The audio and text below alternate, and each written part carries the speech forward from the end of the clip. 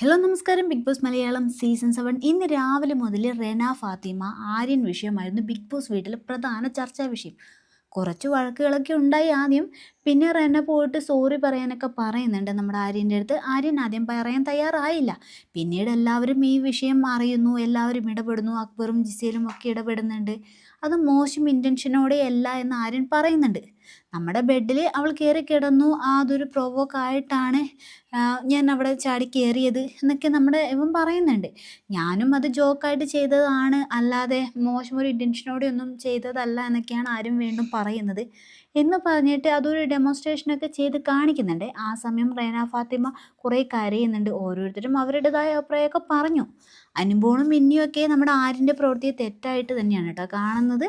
ബാക്കിയുള്ളവർ അതിനൊരു ഫണ്ണായിട്ട് മാത്രമാണ് ആര്യൻ ചെയ്തതെന്നൊക്കെ പറയുന്നുണ്ട്. എന്തായാലും ആര്യൻ ഇപ്പോഴും റെനയുടെ അടുത്ത് സോറിയൊക്കെ പറഞ്ഞു. റെന സ്ട്രോങ് ആയിട്ടൊന്നും നിൽക്കുന്നില്ല കേട്ടോ. ഈ റെന ഇവിടെ സത്യം പറഞ്ഞാൽ പേടിച്ച് നിൽക്കുന്ന ഒരു അവസ്ഥയാണ്. ലൈവിൽ കാണുമ്പോൾ അങ്ങനെയാണ് തോന്നുന്നത്.